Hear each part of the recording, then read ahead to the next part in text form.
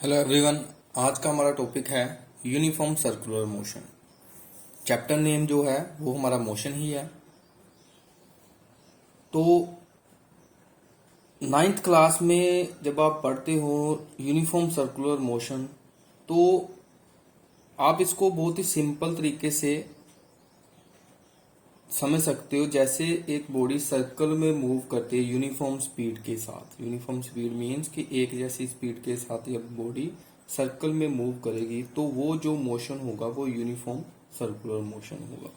तो उसको आप ऐसे भी लिख सकते हो, when an object moves in a circular path with uniform speed,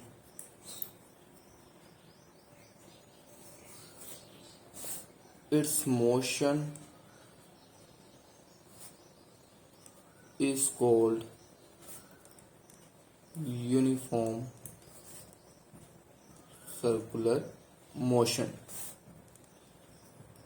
जब कोई ऑब्जेक्ट जो है सर्कुलर पाथ में मूव करेगा यूनिफॉर्म स्पीड के साथ, तब जो मोशन होगा यूनिफॉर्म सर्कुलर मोशन होगा। फॉर एग्जांपल, जैसे मोशन ऑफ मून अराउंड अर्थ। जो मून का मोशन है अराउंड अर्थ, वो एक यूनिफॉर्म सर्कुलर मोशन की एग्जांपल है आपके पास। ठीक है। तो अब नेक्स्ट जो बात करते हैं, नेक्स्ट है हमारे पास एक टर्म एंगुलर डिस्प्लेसमेंट।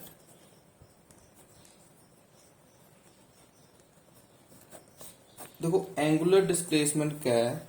मान लीजिए एक हमने सर्कल में ऑब्जेक्ट को मूव करवाना, ठीक है। तो सेंटर O है और रेडियस उसका R है, ठीक है।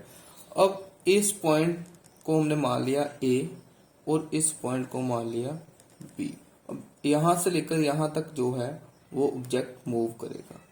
तो ये हमारी आर्क, ठीक है, सेंटर से आर्क बन गई एक, जिसको आर्क का जो डिस्टेंस है, डिस्प्लेसमेंट है, उसको मैंने स्मॉल s मान लिया, ठीक है। तो ये एंगल जो है वो थीटा है। अब देखें एंगुलर डिस्प्लेसमेंट क्या है। Angle standard at the centre of circle by the initial and final position of object moving the circumference of a circle। कहते हैं जो एंगल सबटेंड कर रही है इनिशियल और final position of object moving the circumference of a circle. जब एक object circle के सर्कमफ्रेंस में मूव करेगा तो जो इनिशियल और फाइनल पोजीशन एक एंगल सबटेंड कर रही है सेंटर से, वो एंगल जो होगा वो एंगुलर डिस्प्लेसमेंट होगा, ठीक है। तो वो एंगल है हमारे पास एंगुलर डिस्प्लेसमेंट, जो इनिशियल और फाइनल पोजीशन से एंगल जो है स्टैंड हो रहा है जब एक ऑब्जेक्ट जो है सर्कुलर पाथ में सर्कमफ्रेंस ऑफ सर्कल में मूव करेगा, ठीक है। तो ये हमारे पास एंगुलर डिस्प्लेसमेंट थीटा, ठीक है। तो अब यूनिट क्या हो सकते हैं इसके। एंगल को हम मेजर करते हैं, ऐसा यूनिट है रेडियन में, जिसको हम डिनोट करेंगे RAD, ठीक है। ऐसे ही आपके पास एक और टर्म है एंगुलर वेलोसिटी।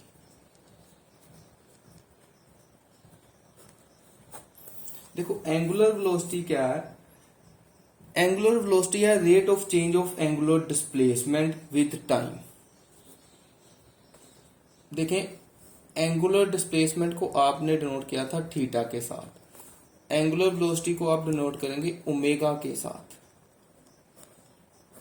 तो इसकी डेफिनेशन क्या बताई मैंने, rate of change of the rate of change of angular displacement, angular displacement theta with time t।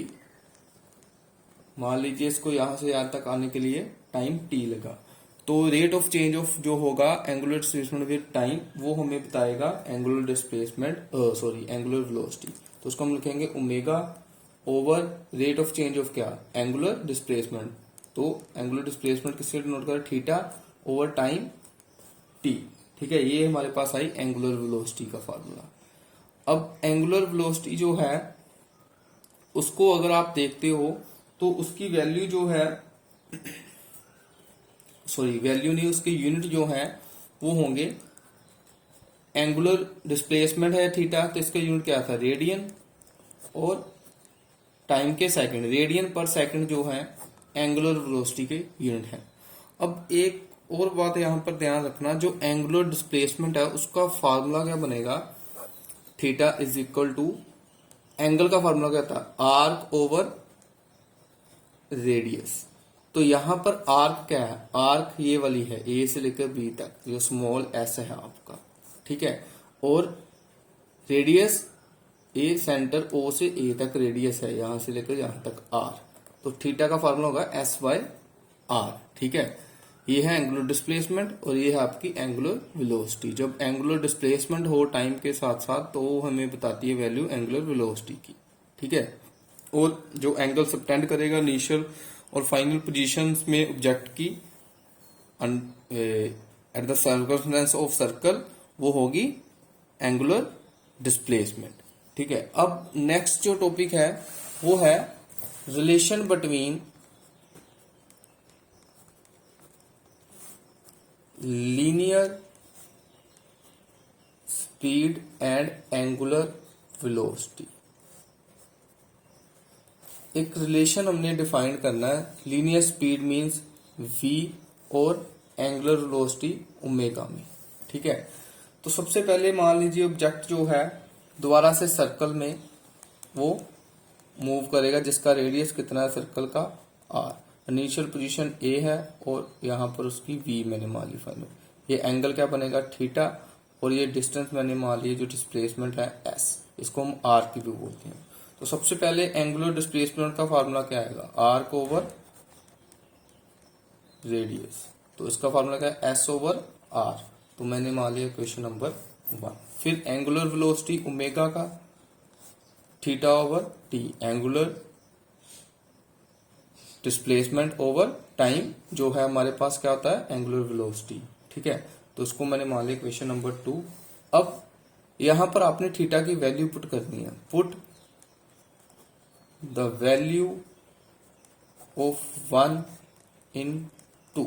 तो ये आपके पास एंगुलर वेलोसिटी जो है ओमेगा वो क्या आएगा, s over r into t. ठीक है, इसको मैंने मान लिया क्वेश्चन नंबर 3। अब लीनियर वेलोसिटी जो है, फिर लीनियर स्पीड जो है आपके पास v, वो क्या आती है, distance travel between a and b positions over time. तो डिस्टेंस कितना ट्रेवल किया है यहां से लेकर यहां तक, कितना माना हमने, s ओवर टाइम t। यहां से अगर आप s निकालते हो, s की वैल्यू क्या आएगी, s is equal to v into t. ठीक है, तो उसको मैंने मान लिया question number 4, put 4 in 3। s की वैल्यू आप यहां पर पुट करेंगे तो ओमेगा क्या आएगा आपके पास, v into T over r into T. T से टी कैंसिल, v यहां से क्या है, r ओमेगा, और इसको आप ऐसे भी लिख सकते हो v is equal to r omega. यही रिलेशन आपने जो था वो ड्राइव करना था। ये है आपके पास linear speed is equal to radius of circular path into angular velocity.